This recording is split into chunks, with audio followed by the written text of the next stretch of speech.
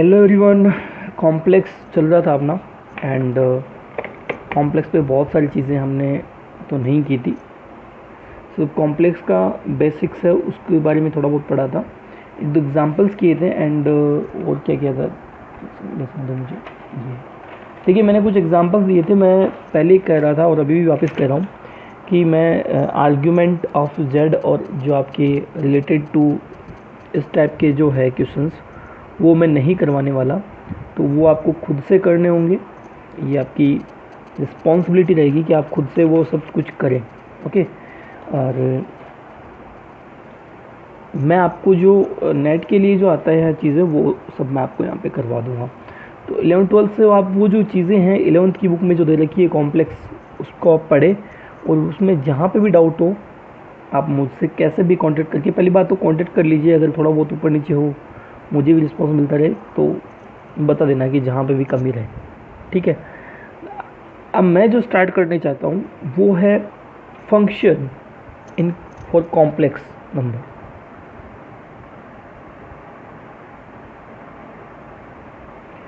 Function for complex number. Complex number के लिए जो फंक्शंस है उसकी हम बात करना चाह रहे हैं। क्या है देखते हैं, देखते देखते समझ में आ भी जाएगा और लगभग आपको क्लियर यहीं से करते जानना है साथ साथ में ही। ठीक है। तो कॉम्प्लेक्स वेरिएबल्स जो होते हैं, ठीक है, उनके लिए जब फंक्शंस हम डिफाइन करेंगे तो लेट्स से मैंने कोई भी एक एग्जांपल लिया कि मैंने ले लिया कि F of Z is equal to, मैंने कह दिया जेड स्क्वायर माइनस वन। ये मैंने बोला कि कोई है फंक्शन है कॉम्प्लेक्स फंक्शन दे दिया मैंने F Z is equal to Z square minus one. अब now Z is what, X plus iota Y. Okay. तो जो जेड स्क्वायर होगा वो क्या होगा, X plus iota Y multiplied with X plus iota Y. तो दैट इज क्या आएगा, एक्स स्क्वायर आएगा, एक आएगा माइनस का वाई स्क्वायर, बिकॉज ये मल्टीप्लाई होंगे। अब ये इससे मल्टीप्लाई होगा तो ये हो जाएगा 2 आयोटा एक्स वाई। सीधा ए प्लस बी का होल स्क्वायर भी कर सकते हो। तो ए स्क्वायर मतलब एक्स का स्क्वायर, बी स्क्वायर मतलब आयोटा वाई का स्क्वायर, देन 2ab, तो 2 into X plus iota Y. तो मैंने साथ में लिख दिया। तो इस फंक्शन को आप देखते हो तो इस फंक्शन में दो टर्म्स आती है। एक जो है वो रियल टर्म कह सकता हूँ मैं, रियल पार्ट आता है फंक्शन का, और एक जो आता है वो आता है imaginary part. Imaginary part. Okay. तो दो पार्ट आते हैं। तो इसका मतलब ये होगा कि जो कॉम्प्लेक्स में जो वेरिएबल फंक्शन होगा, एक तो कांस्टेंट फंक्शन अगर मैं ले लेता हूँ कि F Z is equal to के ले लिया मैंने, let's say F Z is equal to 2 ले लिया मैंने। ठीक है। तो ये तो चलो मान लो कि भाई हो सकता है इसमें रियल पार्ट इमेजिनरी पार्ट मौजूद हो या नहीं हो। बाकी अगर मैं नॉर्मली बात करूं तो कॉम्प्लेक्स फंक्शन को मैंने एक एग्जांपल लेके बताया कि कॉम्प्लेक्स फंक्शन में एक होता है रियल पार्ट और एक इमेजिनरी पार्ट। मतलब कि कॉम्प्लेक्स फंक्शन भी कैसे होंगे, एक आयोटा वाले टर्म के साथ आएगा और दूसरा बिना आयोटा के। तो it means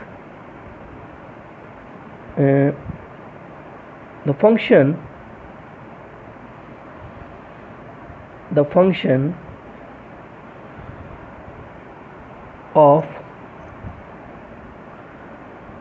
complex variable is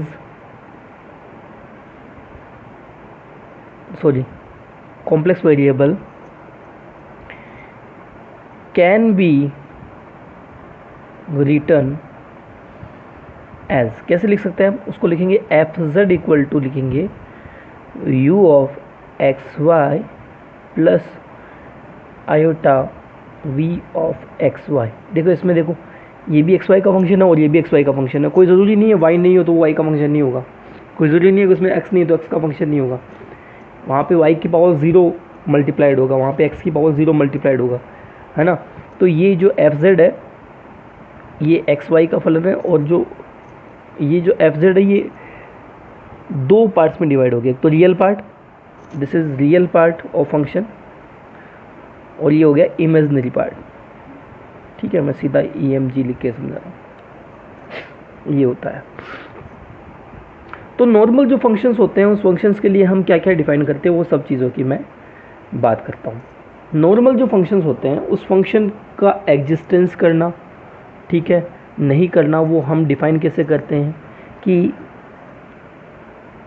जो आपका एफ ऑफ एक्स लिखा मान लो हमने नॉर्मल फंक्शन, ठीक है, या मैं कह सकता हूँ ये है रियल वेरिएबल के फंक्शन से, तो F X is equal to हमने लिख दिया x cube plus 2x plus 1, ठीक है, ऐसे लिख दिया मैंने।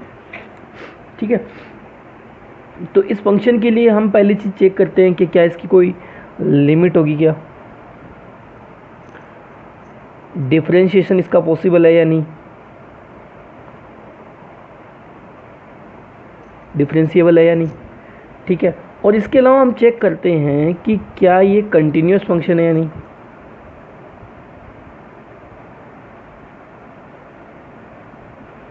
ये सब चीज़ें हम चेक करते हैं। तो एफ जेड में भी ऐसा होता होगा भाई, जब हम नॉर्मल फंक्शंस में ऐसा करते हैं तो कॉम्प्लेक्स फंक्शन में भी ऐसा होता होगा। तो जब कॉम्प्लेक्स फंक्शन के लिए मैं बात करता हूँ तो कॉम्प्लेक्स फंक्शन के लिए लिमिट की बात करता हूँ मैं, या मैं कॉम्प्लेक्स फंक्शन के लिए कंटिन्यूटी की बात करता हूँ, तो ये चीज़ होती है कि अगर मैं बात करनी है कॉम्प्लेक्स नंबर फंक्शन की, किसके बारे में, लिमिट एग्जिस्ट करती है या नहीं, लिमिट एग्जिस्ट और नॉट, तो ये हम कैसे चेक करेंगे। तो देखो जी, सीधा सिंपल तरीका पढ़ते हैं, existence of limit of F of Z.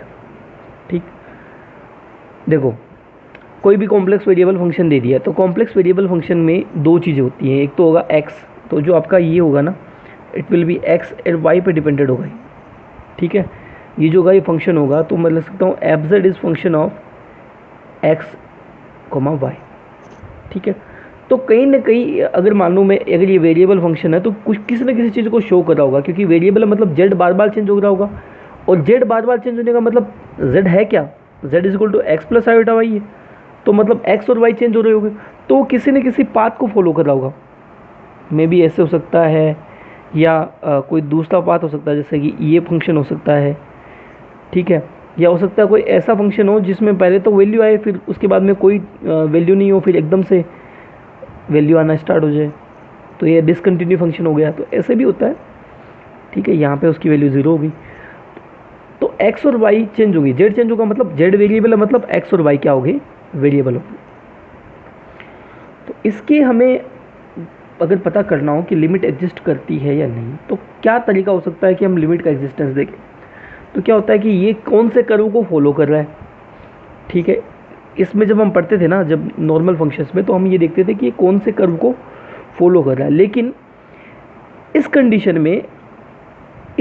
में जब लिखा हुआ है कि हम लिमिट निकालते हैं एफ जेड की, तो उसमें आप लिख सकते हो ये सीधी सीधी बात नोट करके कि कॉम्प्लेक्स वेरिएबल फंक्शंस के लिए, जो कॉम्प्लेक्स वेरिएबल फंक्शंस है, complex variable functions are independent of path. ये पाथ से इंडिपेंडेंट होते हैं।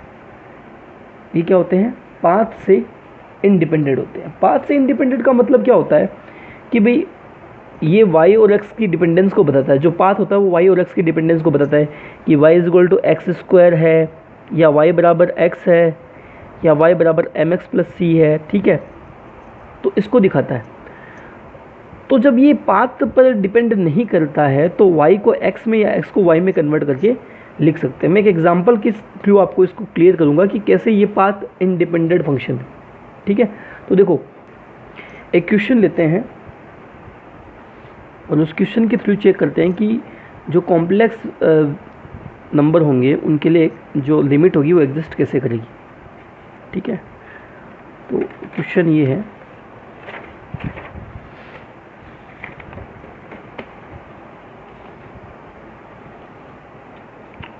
क्वेश्चन है आपका कि question 1, find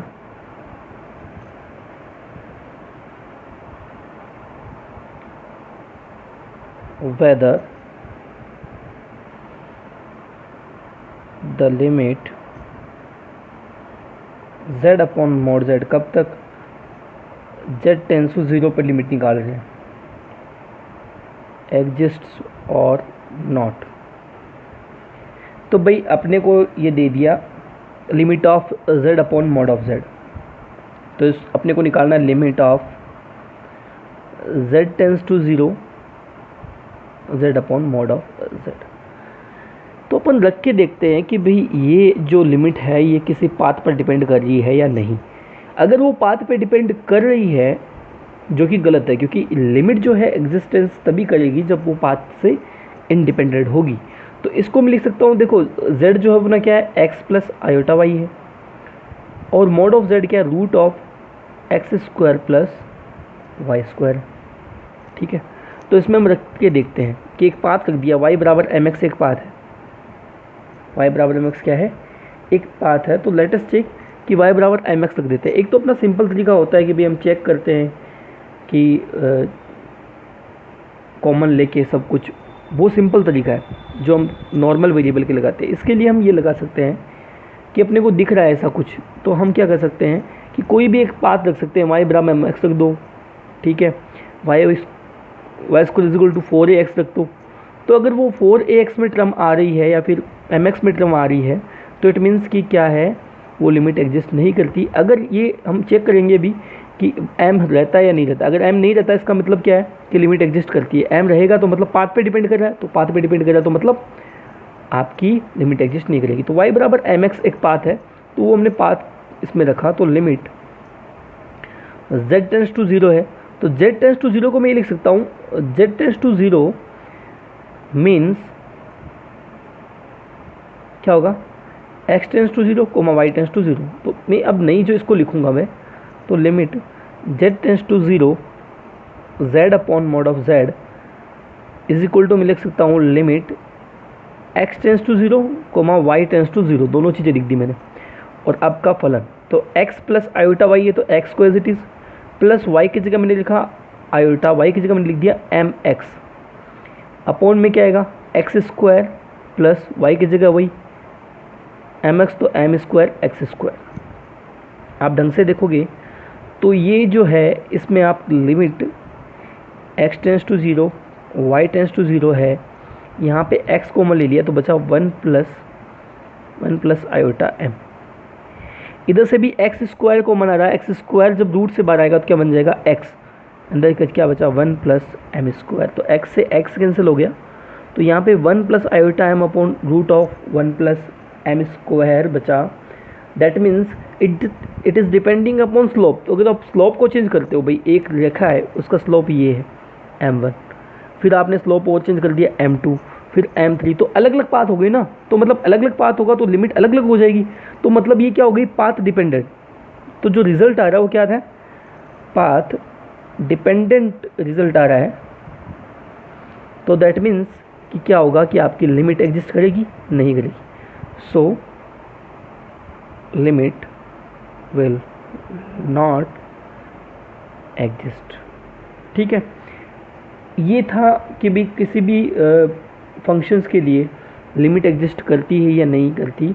complex variable function हो तो आप कुछ भी रख सकते हो, y बराबर एम एक्स रख सकते हो, y square is equal to 4ax रख सकते हो। ध्यान में रखें, सीधा ऐसा कुछ नहीं रखें कि भी जैसे y square is equal to 4x रख दिया मैंने, तो इसमें 4a आ रहा है तो 4a के अंदर टर्म आ जाएगी। ठीक है, तो कोई ना कोई ऐसा कोफिशिएंट रखिए जिसके अंदर टर्म आ जाए। ठीक है, तो ऐसा आप ज़रूर करें, ताकि क्या होता है कि उसमें 4a में टर्म आ जाएगी या m में टर्म आ जाएगी, सब कुछ कैंसिल आउट हो गया, तो हमें ये पता चल जाएगा कि भाई ये पार्ट डिपेंडेंट है या नहीं। सबसे सिंपल तरीका है कि y बराबर एम एक्स रख के चेक कर लो। ठीक है, उसके बाद में आप आगे का प्रोसेस फॉलो कर सकते हो कि भाई और में क्या हो रहा है, ठीक है, और पाथ पे क्या हो रहा है, ठीक है। तो ये हमने समझा कि भाई वो लिमिट एग्जिस्ट करेगी और नहीं करेगी, ठीक है। इसके आगे देखते हैं।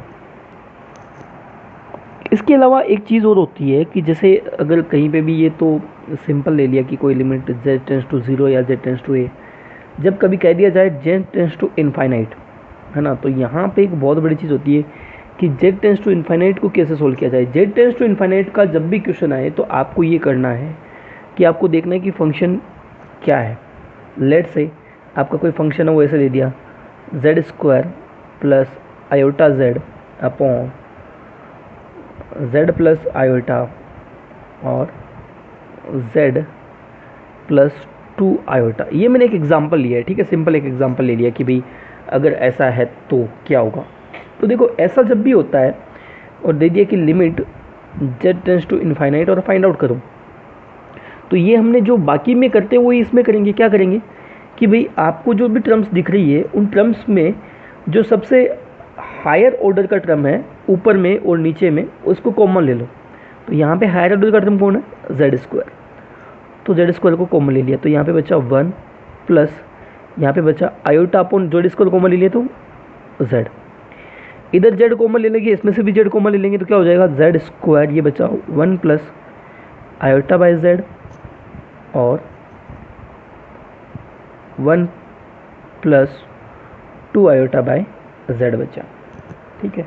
तो ऐसा बचा अपने पास। तो सीधी सिंपल बात, जेड स्क्वायर से क्या कैंसिल आउट हो जाएगा, जेड स्क्वायर से जेड स्क्वायर कैंसिल आउट हो जाएगा। अब जो 1 अपॉन जेड है, अब जेड टेंस टू इनफाइनाइट आप रखोगे तो सिंपली जीरो हो जाएगा। भाई ये भी जीरो हो गया, ये वाला टर्म जीरो, ये वाला टर्म जीरो, तो क्या आंसर आता है 1 आता है। भाई 1 बचा ना, ये तो जीरो हो गया। तो ऐसे टर्म्स में आपको क्या करना है कि भाई जो टर्म्स है उनमें से जो हायर ऑर्डर की टर्म है, जैसे इसमें से हायर ऑर्डर का पूरे फंक्शंस में से जेड स्क्वायर था ऊपर वाले में से, नीचे वाले में इसमें जेड था, इसमें जेड था, तो जो भी हायर ऑर्डर की है, जैसे जेड क्यूब होता अगर, तो जेड क्यूब होता तो जेड क्यूब कॉमन लेते, ठीक है। किसी में जेड स्क्वायर होता तो जेड स्क्वायर कॉमन लेते, तो उस टर्म को हम क्या ले लेते हैं, कॉमन ले लेते हैं। तो उससे जो 1 अपॉन जेड वाली जो टर्म्स है वो अपने आप क्या हो जाती है, जीरो हो जाती है, और बाकी जो बचा ये 1 प्लस जीरो हो गया, ये भी 1 प्लस जीरो, ये 1 प्लस जीरो, तो दैट इज़ जो आपकी लिमिट आती है वो क्या आ जाती है, 1 आ जाती है। तो सिंपली जब जेड टेंस टू इनफाइनाइट दिया जाए तो कैसे करें, ये अपने पास एक एग्जाम्पल था, ठीक है। हमने समझा कि भाई अगर कोई भी फंक्शंस की लिमिट एग्जिस्ट करती है या नहीं करती, तो कैसे चेक करें। जेड टेंस टू 0 पे अगर ये देखो एग्जिस्ट नहीं कर रही, ठीक है, किसी और जगह पे लेनी हो तो कैसे करना है, y बराबर mx ले लो, ठीक है, y बराबर mx प्लस सी ले लो, कुछ भी कर लो। आप ऐसा रख के देखो कि भाई आपको ये देखना है कि पाथ डिपेंडेंट आ रहा है या नहीं आ रहा है। जेड टेंस टू इनफाइनाइट के केस में आपको क्या करना है, कुछ ऐसा करना है कि आपको हायर ऑर्डर की टर्म को कॉमन ले लेना है, ऊपर और नीचे दोनों साइड में जो भी है टर्म्स को, और कॉमन लेने के बाद जो भी बचता है उसमें 1 अपॉन जेड की जो टर्म्स आती है या जेड जब में नीचे आता है उन सबको नेगलेक्ट मानना है, क्योंकि 1 upon infinite is almost tends to 0, ठीक है। तो ये कंसेप्ट आपको यूज़ करना है, ठीक है। उसके बाद में मैं बात करता हूँ और भी बहुत सारी चीज़ें आती है, जैसे आपकी डिफरेंशियबिलिटी आती है। तो डिफरेंशियबिलिटी की बात करते हैं, तो पहले हमने समझी लिमिट, ठीक है। अब लिमिट से रिलेटेड आपको एग्जांपल देखने होंगे, तो आपको जो बीएससी की बुक है उसमें कुछ एग्जांपल्स मिलेंगे। आपको ज़्यादा एग्जांपल्स नहीं करने, 2 से 3 एग्जांपल करने, और एग्जांपल्स जो है अगर नहीं हो तो मुझे आप क्वेश्चन सेंड करेंगे, क्योंकि आपको ये देखना है कि जेड टेंस टू 0 पे देखना, जेड टेंस टू इनफाइनाइट पे देखना, इसके ज़्यादा एग्जांपल आपको चेकआउट नहीं करने। 1-2 एग्जांपल जेड टेंस टू 0 पे देख लो और 1-2 एग्जांपल किस पे देख लो, जेड टेंस टू इनफाइनाइट पे देख लो। अब आज का आपका काम क्या है, पहली बात तो मैंने जो काम किया था वो नहीं किया। 11th की जो बुक है, मैं अगेन कह रहा हूँ, अगर इसमें डाउट आएंगे तो मैं कराऊंगा 11th की बुक उठा के उसमें से क्वेश्चंस करने ही है, कॉम्प्लेक्स जो क्वेश्चंस है वो सॉल्व आउट करने हैं, तब क्यों वो बेसिक चीज़ें पता हो, ठीक है। और फिर आज आपको क्या करना है कि बीएससी की अगर बुक किसी के पास मिल जाए और नहीं भी मिले तो आप किसी से फ़ोटो क्लिक करके मंगा लीजिए, और उसमें से जो आपकी कॉम्प्लेक्स वेरिएबल की जो बुक है, ठीक है, या कॉम्प्लेक्स एनालिसिस की जो बुक है, उसमें से लिमिट से जो जेड टेंस टू 0 वाले हैं या जेड टेंस टू इनफाइनाइट वाले हैं, वो कम से कम 3 से 4 एग्जाम्पल आप करें, ठीक है। इतना आप कर लोगे तो फिर हम आगे चलेंगे, डिफरेंशियबिलिटी समझेंगे, उसके बाद में एनालिटिक फंक्शन समझेंगे, तो ये सब चीज़ें करेंगे। तो पहले तो आपका ये काम पूरा होना चाहिए, फिर ये काम पूरा होना चाहिए। अच्छा, दूसरी बात ये कि स्पीड अपनी बनाए रखिए, आप इस पे डिपेंडेड इतना भी नहीं रहे, ये क्लास चलती रहेगी लेकिन आप साथ साथ में काम कुछ और भी करते रहे, जैसे न्यूक्लियर पढ़ लिया, क्लासिकल पढ़ लिया, कुछ और आप साथ में पढ़ते रहे। ठीक है, आज की क्लास में इतना ही। होप्स हो कि आप ये सब करके आओगे और एग्जाम्पल मेरे को सेंड करना सॉल्यूशन करके। ठीक है, थैंक यू।